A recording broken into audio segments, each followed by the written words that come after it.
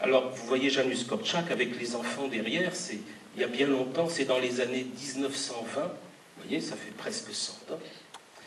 Et en ce temps-là, déjà, on ne parlait pas tellement du droit des adultes, alors vous imaginez, parler du droit des enfants, c'était quelque chose d'assez révolutionnaire. Et donc, il a commencé à parler du droit des enfants, et à écrire donc des histoires pour les enfants, comme le roi Mathias Ier, où ce roi des enfants organise la révolte, d'abord pour se prémunir de toutes les guerres qui assaillent les enfants, qui assaillent le royaume, et ensuite aussi pour que les enfants apprennent à se gouverner eux-mêmes. Ça, c'est une drôle d'idée qu'avait Janusz Korczak. Au lieu de dire aux enfants « fais ci, fais ça », au lieu de les punir, il pensait que les enfants pouvaient eux-mêmes s'organiser avec l'aide des adultes, non pas pour se punir eux-mêmes, mais pour savoir quel genre de vie collective ils pouvaient avoir. Et puis il a aussi écrit des livres pour les adultes, pour les géants, et un livre qui s'appelle « Quand je redeviendrai petit ». Un drôle de titre. Je vous dis l'histoire en 2 mots. C'est l'histoire d'un adulte qui se réveille un matin dans son lit, dans le corps d'un enfant. Vous imaginez ça? Oui. Comme si vous vous réveillez dans le corps d'un bébé, vous voyez, genre. Et il pense comme un adulte, mais il est dans le corps d'un enfant. Et il se fait traiter par les autres comme un enfant, alors que lui, il pense comme un adulte. Et là, dans ce livre, Janusz Korczak explique déjà les idées qu'il a. Comment on pourrait s'occuper des enfants, comment on pourrait faire autrement. Alors il disait que l'adulte qui est un géant doit se hisser sur la pointe des pieds jusqu'au monde des enfants. Voilà, je vous ai parlé des contes et des droits des enfants. Donc quand Janusz Korczak parlait des droits des enfants, presque plus de 70 ans plus tard, dans les années 80, vous avez entendu parler des Nations Unies.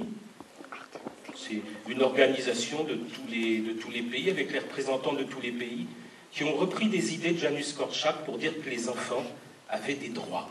Et que ces droits, et notamment vous avez travaillé lu des livres qui étaient sur les enfants soldats, le droit des enfants, c'est en tout cas de ne pas faire la guerre. Ça, ce sont des droits élémentaires. Mais il y a plein de droits, le droit d'être écouté, d'être entendu. Et donc ces droits, ils ont été pris en compte, et ça ne veut pas dire que le monde est très beau aujourd'hui et que tous les enfants sont bien traités, mais ça veut dire que la conscience a beaucoup progressé là-dessus. On fait de plus en plus attention aux droits des enfants. Alors, je voulais vous dire aussi quelques petits événements comme ça. Il se trouve que Janusz Korczak, il dormait 2 heures par nuit. C'est pas beaucoup, et ça a duré pendant des années. Le matin, il allait à l'hôpital pour soigner les gens. L'après-midi, il allait dans les familles des riches. Il faisait payer très cher les gens riches parce que c'était un bon médecin. Et avec cet argent, il les donnait aux orphelinats. Et la nuit, il soignait les pauvres qui n'avaient pas d'argent. Vous voyez, ça faisait des journées et des nuits qui étaient bien remplies. Et une fois, il est en train de se promener comme ça, dans un quartier. Il aimait bien, lui pourtant c'était un docteur de renom, il aurait pu se promener dans les beaux quartiers, mais il aimait bien aller dans les quartiers qu'on appelait les quartiers des brigands, à Varsovie. C'était un quartier un peu malfamé. Et un jour, il se promène et il reçoit une pierre, et il a le visage en sang. Et puis, il aperçoit un groupe d'enfants qui s'enfuient. Il y avait là un gendarme qui passait, qui attrape un des enfants, qui le ramène par les cheveux jusqu'à Janusz Korczak, et qui lui dit « on va l'emmener au commissariat ». Et là, Janusz Korczak prend conscience qu'en fait, l'enfant n'a pas cherché à lui faire mal. Il a visé le gendarme et il a raté le gendarme. Alors il dit au gendarme, écoutez, laissez-le moi, c'est moi qui vais le gronder, c'est moi qui vais m'en occuper. Et donc le gendarme accepte, il s'en va. Et à ce moment-là, il y a tous les copains du garçon qui avait jeté la pierre qui arrivent. C'était des enfants des rues, des enfants qui dormaient dehors. Et Janusz Korczak leur dit, écoutez, moi, je vous invite tous les dimanches à prendre le thé. Alors, les enfants étaient étonnés. D'abord, ils n'avaient jamais pris le thé. Ils vivaient dans la rue. Et ils sont venus.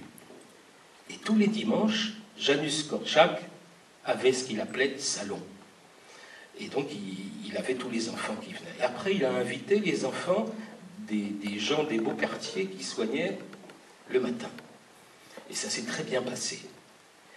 Et il a pensé petit à petit qu'on pouvait fabriquer des communautés d'enfants qui se débrouillent beaucoup mieux que les adultes, qui peuvent vivre ensemble, même s'ils ne sont pas de même condition sociale. Et il lui est venue cette idée. En même temps, la Pologne était très pauvre, on était quelques années avant la Seconde Guerre mondiale, et il y avait des orphelinats. Et un jour, il a fait très très froid, et on a demandé à Janusz Korczak d'aller soigner des enfants dans un orphelinat qui était à Varsovie. Et quand il est arrivé, il s'est aperçu que les enfants étaient vraiment très maltraités. Ils mangeaient des choses qui étaient vraiment pourries. Le pain était vert, vous imaginez, vert, bleu. Il y en avait très peu. Les pommes de terre étaient germées. Les enfants étaient malades. Ils avaient tous quelque chose. Il a piqué une énorme colère. Et les dirigeants de l'orphelinat lui ont dit vous n'avez qu'à les prendre, les enfants. Et en quelques jours, il s'est débrouillé. Il a trouvé un endroit. Et c'est comme ça que petit à petit, Janusz Korczak s'est occupé d'orphelinats d'enfants.